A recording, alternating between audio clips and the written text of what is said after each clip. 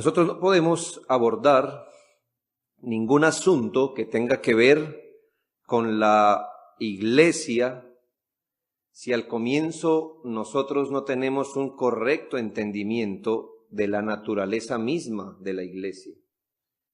El asunto que creo que ha venido a pasar hoy día es que todos los creyentes asumimos que sabemos qué es la iglesia y como llegamos a una iglesia y asumimos esa materia, que conocemos la naturaleza de la iglesia, todo asunto, sus funciones, sus propósitos, sus herramientas, entonces asimismo nos desarrollamos en el contexto del cristianismo.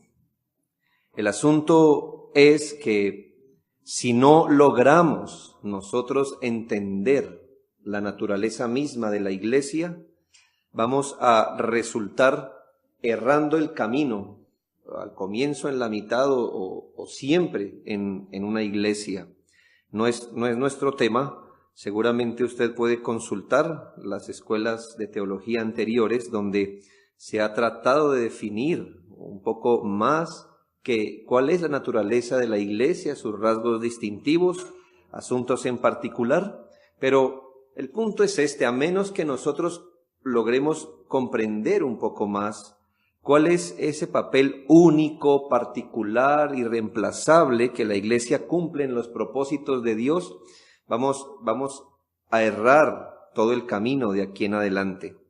Un concepto errado de la iglesia, de la naturaleza de la iglesia y de todos los asuntos que la acompañan, resulta promoviendo, por implicación, errores a todo nivel en la iglesia. Es por ese mal entendimiento de la iglesia y sus asuntos adjuntos que en nuestro contexto son muy populares los llamados ministerios paraeclesiales. ¿Qué son los ministerios paraeclesiales? Son entidades, organizaciones, estructuras que se levantan de forma paralela a la iglesia, procurando cumplir las funciones que Dios le ha encargado a la iglesia, o bien procurando cumplir al menos una de las funciones que Dios le ha encomendado a la iglesia. Quizá usted no había reparado en eso, quizá es la primera vez que escuche este concepto, y quizá como cristianos hasta asumimos que tal cosa es normal, encontrar organizaciones paralelas a la iglesia, que en teoría pretenden ir hacia los mismos objetivos, cumpliendo ya sea todo o parte del ministerio que Dios le dio a la iglesia. ¿Qué comunican los ministerios paraeclesiales? Que la iglesia no se basta a sí misma para aquello que Dios le ha ordenado hacer.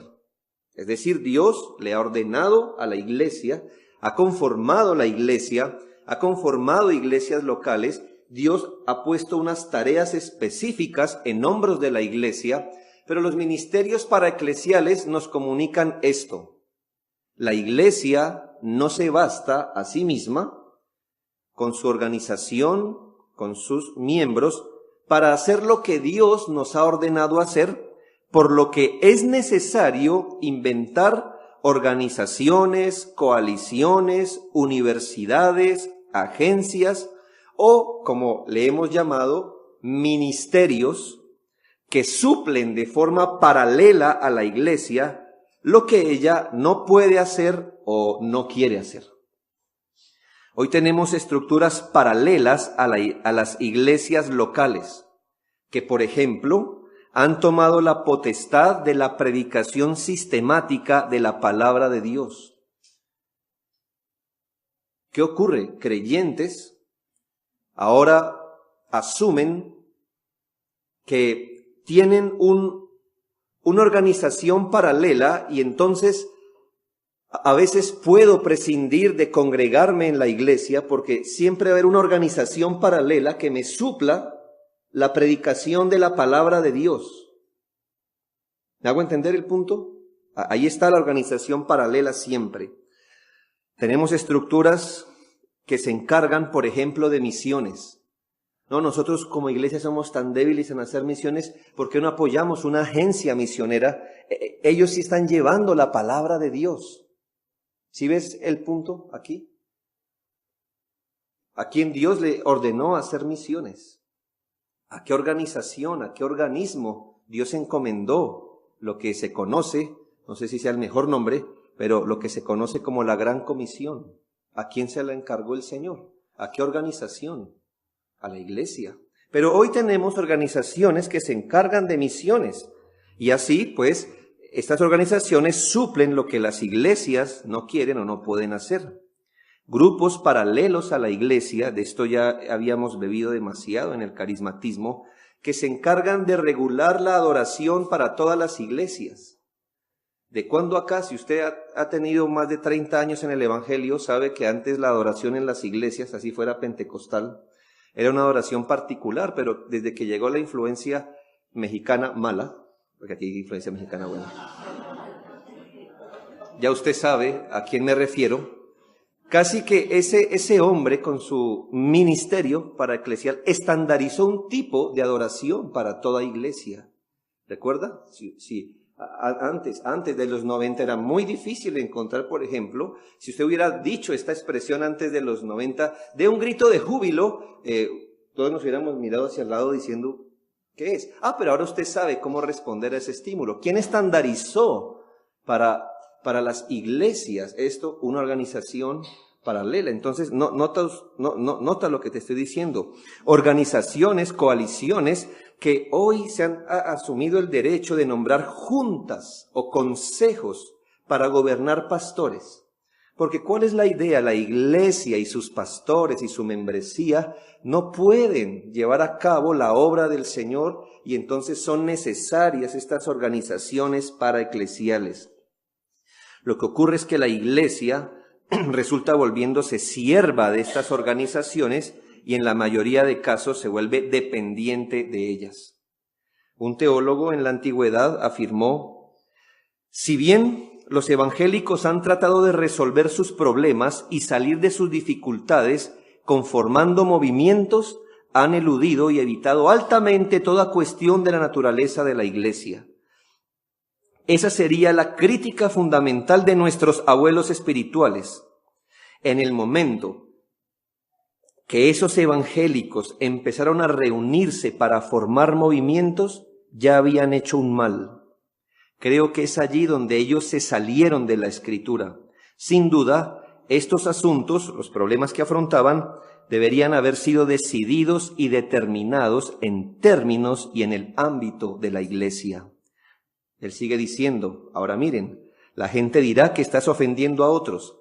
Si empiezas a preocuparte por la iglesia, arruinaremos esos movimientos. Todo va a colapsar. No puedes hacer eso. El resultado es que en nuestro temor de causar división o en nuestro amor natural a nuestros hermanos y en nuestro deseo de evitar ponerlos en su sitio o en una posición difícil, ignoramos toda la doctrina de la naturaleza de la iglesia y acabamos evadiéndola. Y él termina diciendo, sin duda la doctrina de la iglesia es central, es fundamental. Todas estas cuestiones surgen de la iglesia, es porque hemos estado evadiendo la doctrina de la iglesia. La iglesia es columna y baluarte de la verdad. Toda actividad debe ser actividad de la iglesia. Y si no estamos seguros en cuanto a la naturaleza de la iglesia, ¿cómo puede haber una verdadera unidad o una verdadera actividad?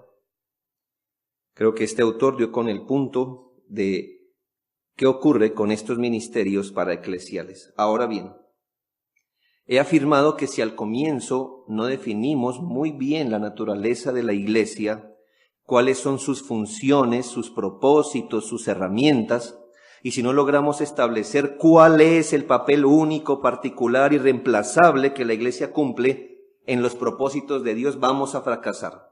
Ya lo hemos hecho hacia afuera de la iglesia.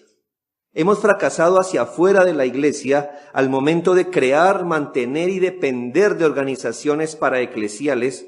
Sin embargo, ese fracaso hacia afuera de la iglesia es solo el reflejo del fracaso que hemos tenido hacia adentro de nuestras iglesias.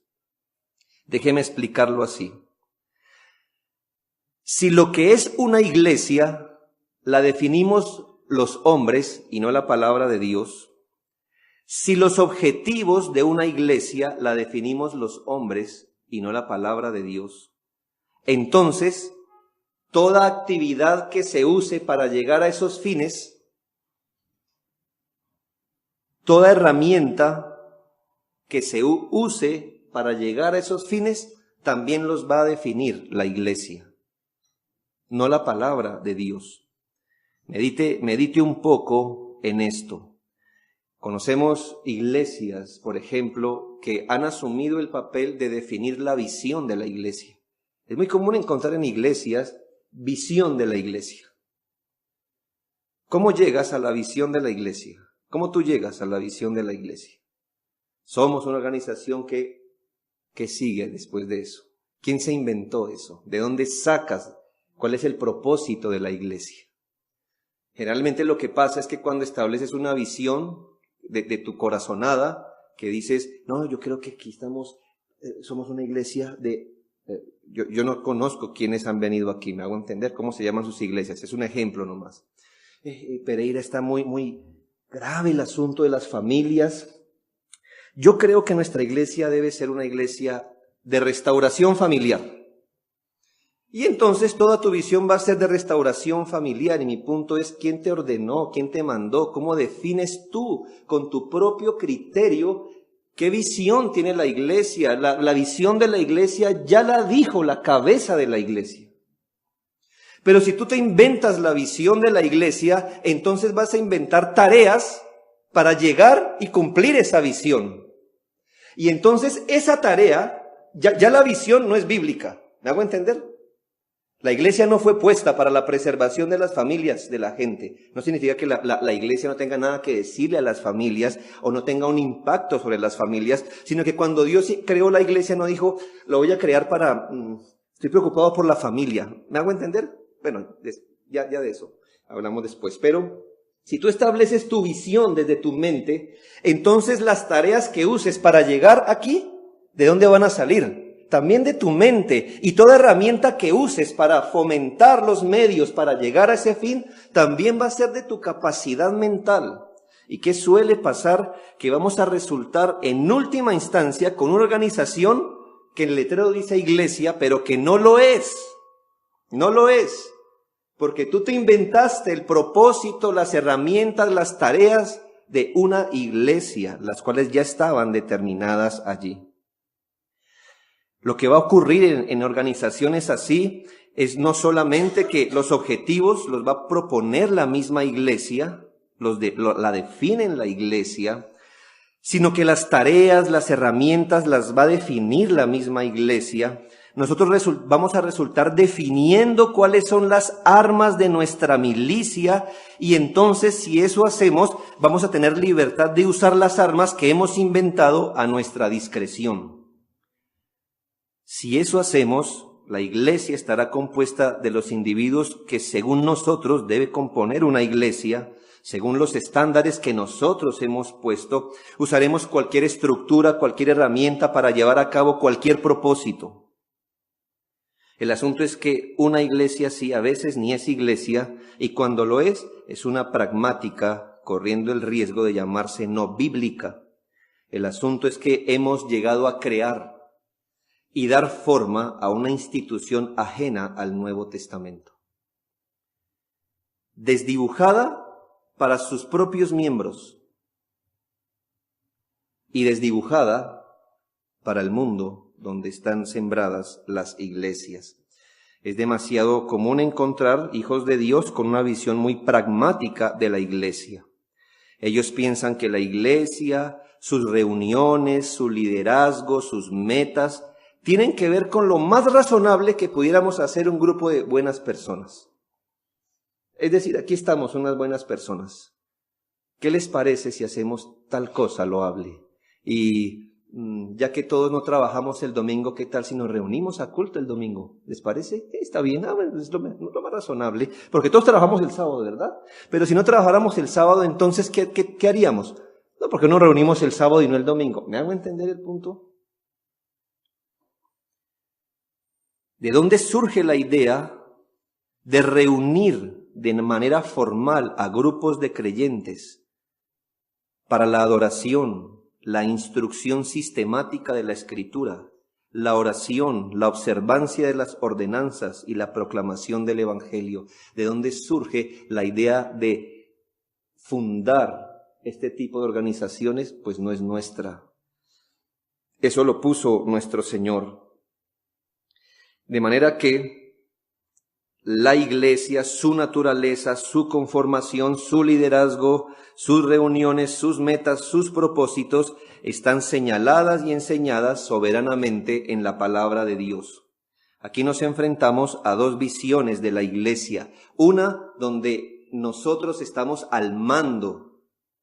Y cuando estamos al mando, usted y yo podemos idear, implementar visiones, propósitos, herramientas, cualquier cosa, cuando estamos al mando de la iglesia. Pero cuando reconocemos, que es la segunda visión, que una iglesia está subordinada a su cabeza, que la cabeza de la iglesia, que es Cristo, gobierna la iglesia por su palabra, tienes ya no una visión pragmática de la iglesia, sino una visión obediente. En el primer ejemplo, la iniciativa, la espontaneidad son alabadas como virtudes de una iglesia. En la segunda manera de concebir la iglesia, la obediencia sacrificial y abnegada es la virtud que deberíamos mostrar. Esto se ve continuamente porque en estas iglesias donde tú estás al mando, se alaba a la persona que pueda generar más programas y lo interesante que ellos puedan ser. Un tipo de persona que tenga una mente hábil para generar cualquier tipo de programa e iniciativa y sea espontáneo, es la persona que más fácil va a escalar en esos sistemas de iglesia. Pero el mismo problema, en ese sistema de iglesia tú estás al mando. En la visión bíblica de la iglesia se subordina a lo que Dios nos ha revelado en su palabra. Podemos adorar, obedecer con temor reverente, porque en esa visión usted está subordinado. Aquí obediencia y no creatividad son las virtudes. La palabra del Señor, cuando le recuerdo que el apóstol Pablo deja a Timoteo en una región vasta, en Éfeso. Él era pastor de una iglesia, por supuesto, local en Éfeso, y el Señor a través del apóstol lo deja encargado de Éfeso, y si pudiéramos de alguna manera contextualizar cuál era la tarea de un hombre como Timoteo en Éfeso, era una tarea singular y grande.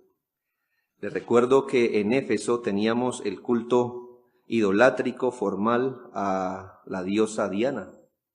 Tú puedes leer Timoteo, puedes leer Efesios, puedes leer en Hechos, cuando los apóstoles van a Éfeso, y si reunieras todos esos datos y todas las recomendaciones y exhortaciones que los apóstoles hacen para esa región, vas a encontrar que no era muy distinto Éfeso a nuestra época. Desorden, inmoralidad, idolatría, persecución de tanto del imperio como de los judaizantes. Y me llama la atención que en un mundo con tanta oportunidad, ¿verdad? Con tantos frentes que atacar, con tantas demandas que hacer, ¿qué crees que el apóstol Pablo le habría dicho a Timoteo de cómo enfrentar el asunto? Mira, consigue gente de buena oratoria, trata de penetrar los estamentos, procura cambiar las leyes de tu país para que haya libertad religiosa, o mira a los pobres, los abandonados, los huérfanos, qué pesar ellos, mira, habrá que darles comida. Me hago entender, impacto social, porque tú no puedes llegar con el evangelio y sin pan, y bla, bla, bla, bla, bla. Lo que tú ya sabes, ¿me entiendes? Él no vivía en otro mundo. El apóstol Pablo le dice a Timoteo: retén la forma de las sanas palabras que de mí oíste, guarda el buen depósito por el Espíritu Santo. Y luego le dijo: esto te escribo, aunque tengo la esperanza de ir pronto a verte, para que si tardo sepas cómo debes conducirte en la casa de Dios, que es la iglesia del Dios viviente, columna y baluarte de la verdad. Y le dijo: predica el evangelio afuera, a tiempo y fuera de tiempo, exhorta, reprende en toda paciencia y doctrina. Hermanos, ¿quién estableció la visión de la iglesia? ¿Quién estableció nuestras tareas? No, Pablo no miró por la ventana y dijo: la cultura necesita tal cosa o está hambrienta de tal cosa, démosle. La estructura de la iglesia, los propósitos, las herramientas ya estaban dadas por el Señor a la iglesia. Nosotros podemos llegar a pensar, y en nuestro país esto ya fue muy álgido el año pasado, pero iglesias pueden razonar: somos cristianos, esta avalancha de inmoralidad debemos detenerla, es mejor que nos organicemos, hermanos, pastores, miembros, por favor, cada uno haga su pancarta, vamos a gritar abajo, y cosas así. Mi pregunta es, hermanos, ¿esa es tarea de la iglesia? ¿Esa es una arma de su milicia revelada por Dios? ¿Entiendes el punto? Hemos tomado la iglesia y la hemos hecho nuestra sierva. La hemos manejado como plastilina, porque si el mundo exige un plantón, entonces usemos la iglesia para hacer un plantón. Sí, predicar el evangelio también, sí, pero debemos hacernos oír. Este es el punto, esto está muy cerca de nosotros, esto es un mero ejemplo pequeño de cómo nosotros podemos tomar el mando de la iglesia y olvidar estos asuntos. No me he olvidado de mi tema, hermanos, no me he olvidado, pastor, no me he olvidado del tema. Voy cerrando el punto. Una de las cosas que tenemos aquí como esa visión pragmática de la iglesia es exactamente la organización de una iglesia bíblica. La organización de una iglesia bíblica en los términos del Nuevo Testamento, para sorpresa de muchos, es muy elemental, bastante sencilla y básica. ¿Quién lo iba a pensar? Yo no estoy diciendo que la organización bíblica de una iglesia del Nuevo Testamento es pálida, incipiente, falta de profundidad o majestad. No. Lo que quiero resaltar es que una iglesia local está lejos de esa estructuración cuasi empresarial, casi a nivel de una multinacional que muchas iglesias tienen. Comparado con eso, la organización de una iglesia bíblica es demasiado elemental y sencilla. Si habláramos de los propósitos de una iglesia local, no los vamos a dar aquí, pero piensa, si te dijera cuáles son bíblicamente los propósitos de una iglesia local, ¿para qué Dios se toma el trabajo de sembrar iglesias locales en el mundo? Yo estoy seguro que en el mayor de los casos solo una mano nos serviría para decir cuáles son los propósitos de una iglesia local en el mundo. Claro, tú vas a la visión de tu iglesia y encuentras más cositas, ¿verdad? Pero no bíblicamente. Si habláramos, por ejemplo, de cómo las iglesias locales se componen y son gobernadas, el asunto sería demasiado elemental. Lo lamento porque ahora encuentras iglesias donde es muy compleja, por ejemplo, la estructura de liderazgo en una iglesia. Entras y te pierdes en el organigrama de una organización tan compleja. Refiriéndome a la organización más obvia y a la composición más obvia de una iglesia local, se encuentra señalada en Filipenses 1:1. Pablo y Timoteo, siervos de Jesucristo, a todos los santos en Cristo Jesús que están en Filipos con los obispos y diáconos. Punto. ¿Viste la organización de una iglesia local del Nuevo Testamento?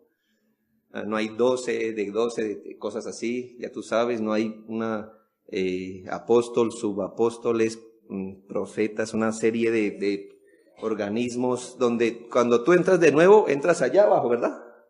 Allá abajo. La palabra de Dios dice, Pablo a Timoteo, a todos los santos en Cristo Jesús, haciendo referencia a la iglesia en común, los obispos, ¿verdad? O ancianos y diáconos. Tú volteas la página, miras arriba, abajo, quizás vas a otras partes de la Biblia, tratas de sacudir tu Biblia a ver qué otros oficios caen de la iglesia y vas a encontrar que esta sencilla organización es validada en todo el Nuevo Testamento. Claro, tú me dirás, ¿y los apóstoles? Bueno, hemos aquí afirmado que los apóstoles mientras estaban vivos hacían también parte de la organización de la iglesia, por supuesto. Les recuerdo que en el primer siglo ellos estaban formando lo que se conoce como el fundamento apostólico sobre la cual la iglesia iba a edificar después. Así que en vida de los apóstoles no era raro encontrar que en una iglesia local hubiese los santos, los ancianos, los diáconos y los apóstoles. Era común encontrar este tipo de asuntos, pero claro, a su muerte ellos dejaron el fundamento apostólico, la palabra de Dios, su presencia pasa de ser física a ser escritural. El punto es que usted puede rastrear en todo el Nuevo Testamento y va a encontrar que toda actividad relatada en el Nuevo Testamento nunca invalida esta sencilla organización. Si usted va a Timoteo y encuentra cuando el apóstol le dice, quiero que hagas estas cosas, y tú debes aprender, Timoteo, a regirte en la casa de Dios, y empieza a decir cómo reconocer el liderazgo de la iglesia, ¿qué oficios ves que Timoteo es llamado a reconocer? Ancianos y diáconos. ¿Ves el punto?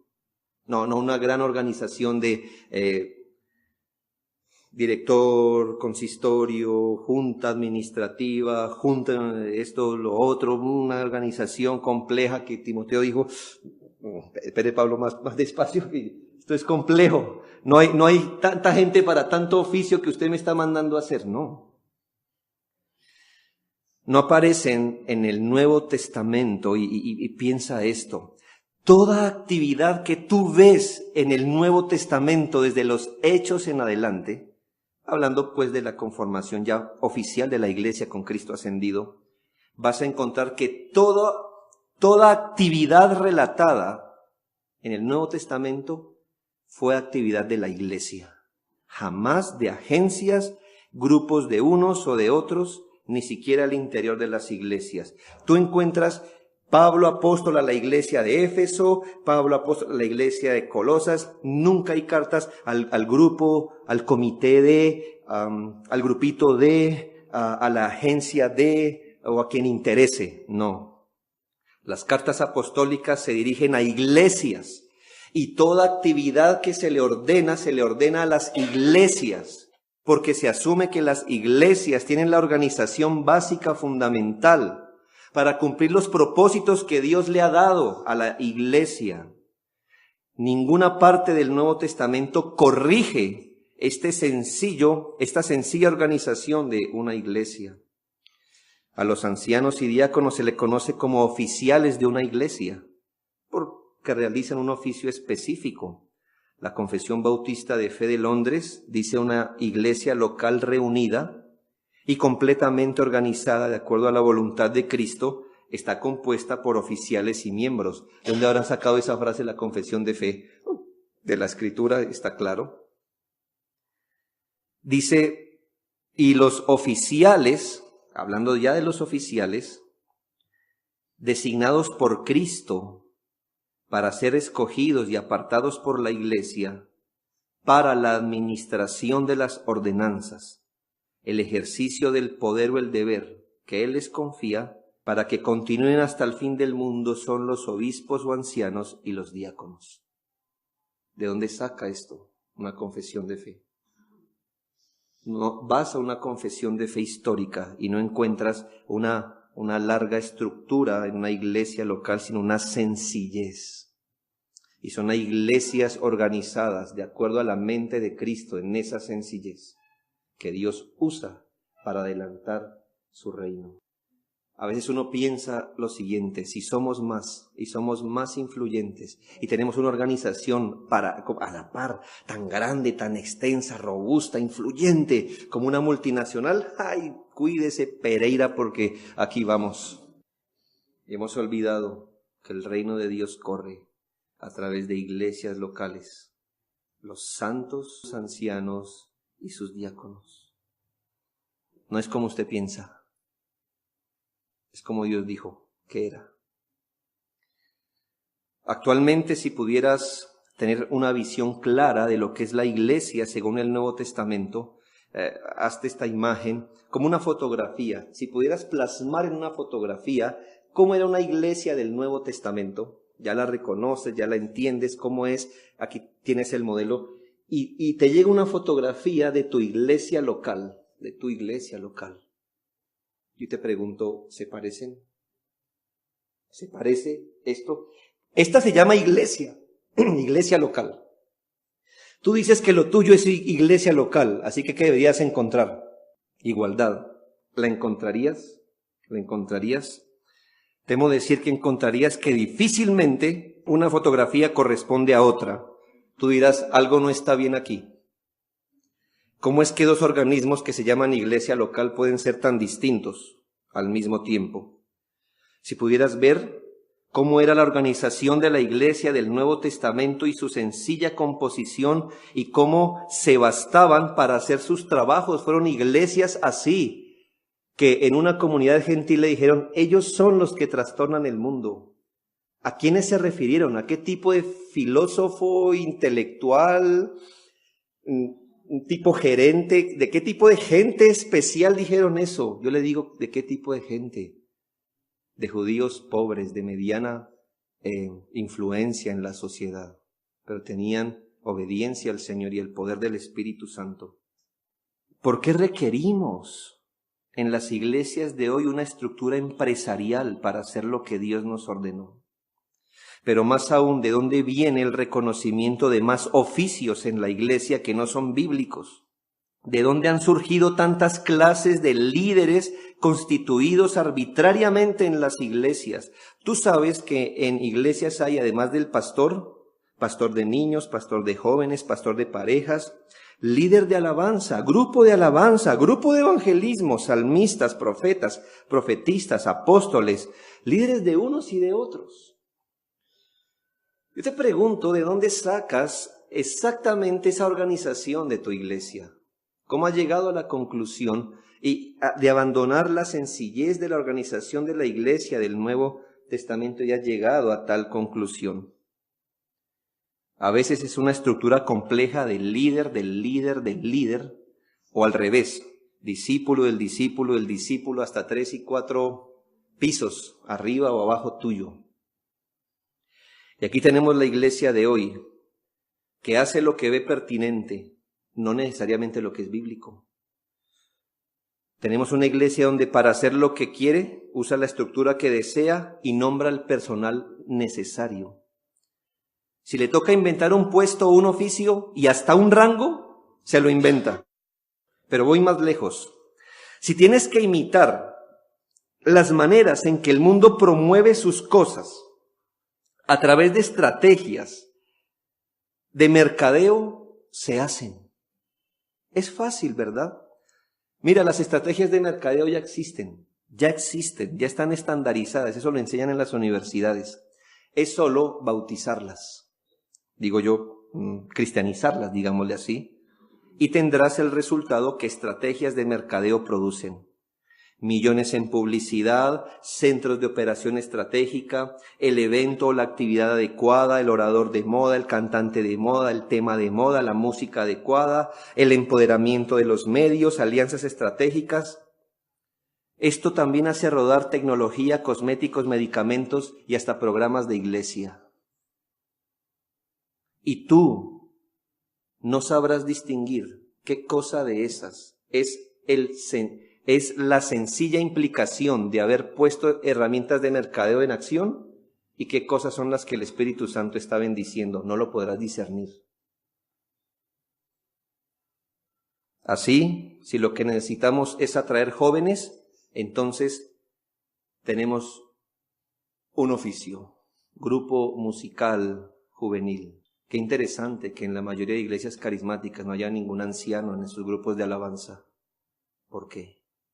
¿Por qué? No importa si esto hace parte de la estructura de la iglesia del Nuevo Testamento o no. Yo te desafío a mirar el grupo de alabanza de la iglesia de Éfeso, de Colosas o de Filipos. Sí había, se llamaba iglesia. No había un grupo encargado de adorar. La iglesia es la que adora. No vas a encontrar el grupo de evangelismo de la iglesia, porque la iglesia es la que evangeliza, no un grupo. Claro, si queremos ocupar a los jóvenes que andan presionando al pastor, que ellos tienen dotes escénicas y lúdicas, ¿qué hacemos con estos? Mire cómo él baila ballet y él estudia danzas y él toca guitarra. Entonces elaboramos un grupo de danza.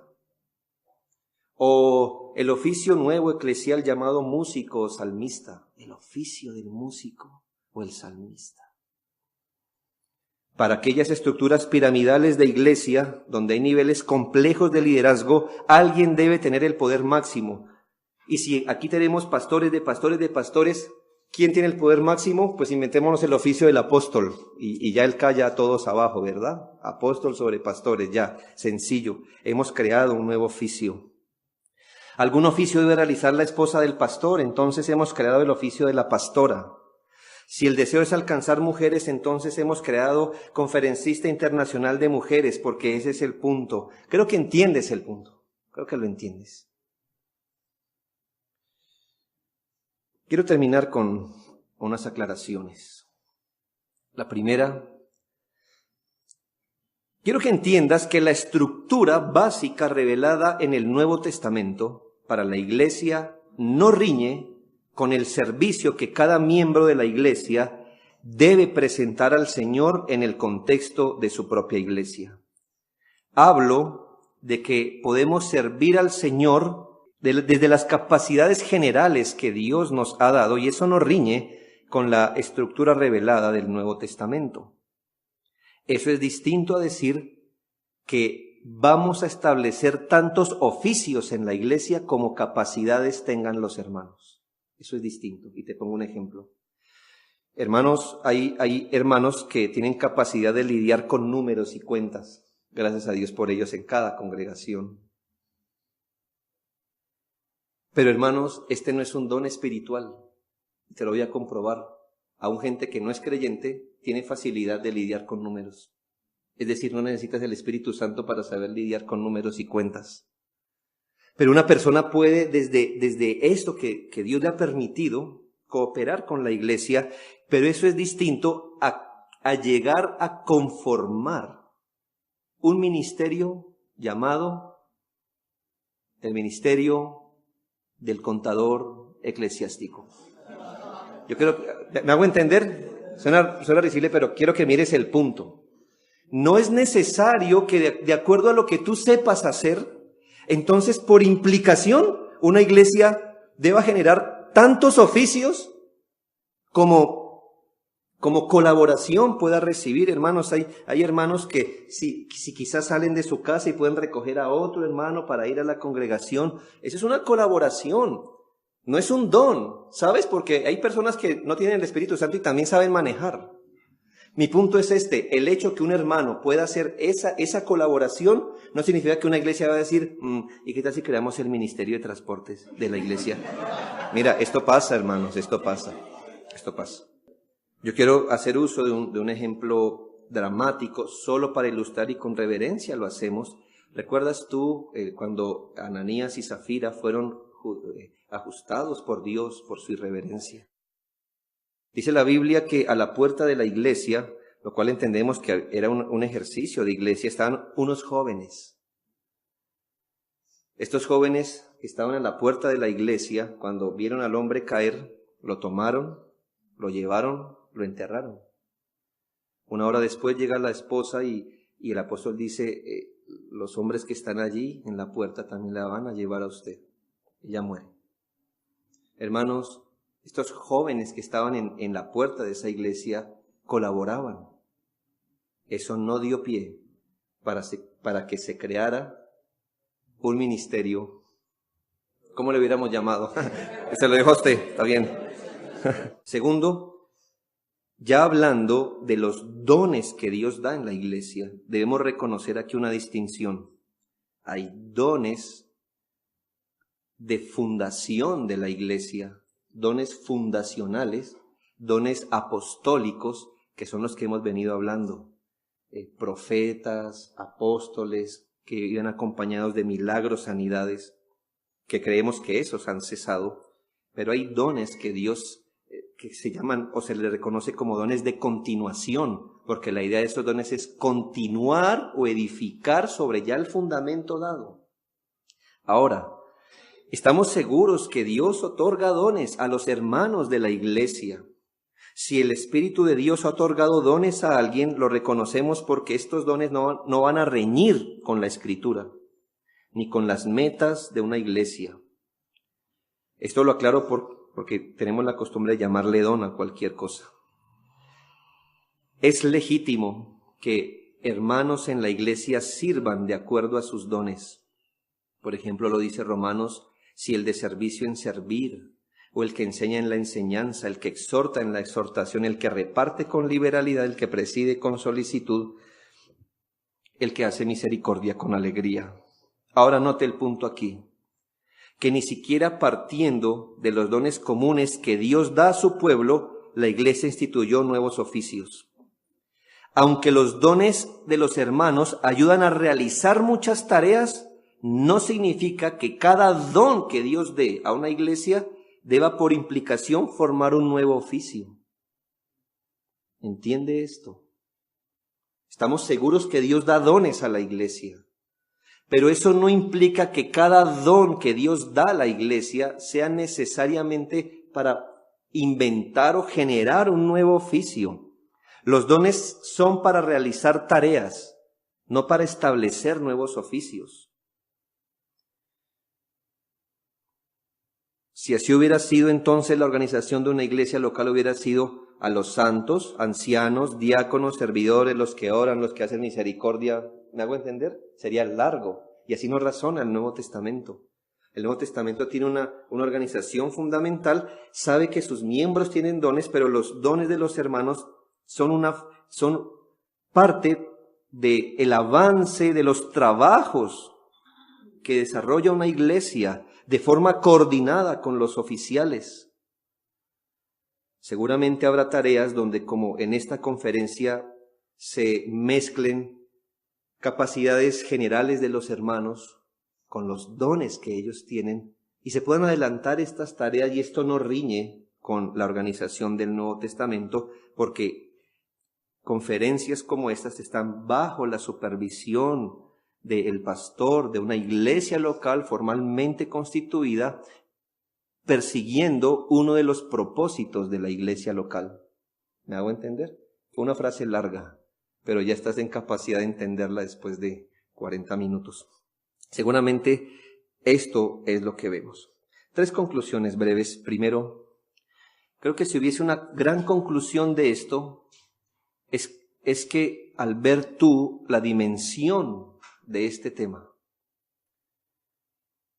nos estimule a volver a esos asuntos concretos, prácticos, de lo que es una iglesia según las Escrituras.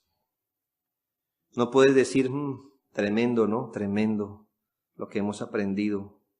Qué pesar que no sea así en mi iglesia. Igual las cosas no van a cambiar. No, procura ser una iglesia bíblica desde las estructuras más profundas y bases que sostienen todo para la gloria de Dios en la iglesia y la verdadera edificación de su pueblo y el poderoso testimonio de la iglesia en este mundo pecador. La segunda conclusión es que iglesias pueden crear actividades que cooperen con los propósitos que Dios le dio a la iglesia sin pasar por encima de principios bíblicos. Lo que no puede hacer una iglesia es elaborar su propia visión, sus propias armas, recursos y oficios. La iglesia no es lo que suponemos que es una iglesia. El evangelio, el reino de Dios no corre bajo cualquier actividad, es decir, no es igual decir, vamos aquí a este parque y hacemos unos mimos, que tenemos ministerio de mimos. Y así corre el evangelio no corre por donde tú piensas que corre el evangelio. El evangelio corre por las vías establecidas por Dios, de manera que iglesias pueden crear actividades que cooperen con los propósitos de Dios sin violar principios bíblicos.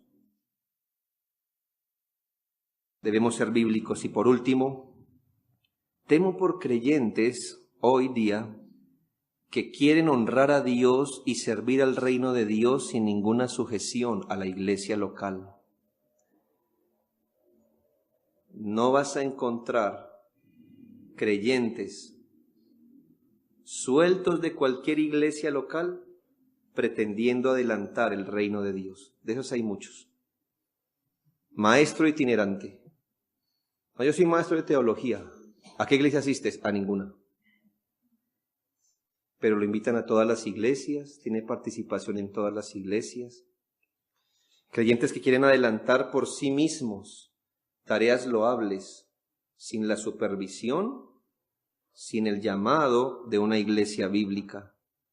Advertimos que toda actividad que encuentras en el Nuevo Testamento fue una actividad de la iglesia, siempre coordinada con sus oficiales. Puedes leer aún como un apóstol, como el apóstol Pablo, en Hechos 13, fue enviado a su viaje misionero a través de la iglesia de Antioquía. No pienses que el apóstol dijo, yo soy apóstol, Bernabé, vamos. No. Lo que ocurre en Hechos 13 es que estando ellos, dice, en la iglesia, orando al Señor, el Espíritu Santo en medio de la iglesia dijo, apartadme a Bernabé y a Saulo para el ministerio. Y sabes que ellos hicieron ese viaje misionero y ¿a dónde regresaron? A la iglesia que los había enviado. Eso es orden. Aún el apóstol se sujetó al orden de una iglesia bíblica. La iglesia no debe ser vista como un apéndice o un complemento de tu vida cristiana, sino debes verla como el contexto donde desarrollas tu vida cristiana y el reino de Dios avanza. Espero que con estos principios generales puedas juzgar entonces de manera efectiva la pertinencia de esos múltiples ministerios que no están ni instituidos ni regulados por la Biblia, porque son completamente ajenos a la organización de una iglesia del Nuevo Testamento.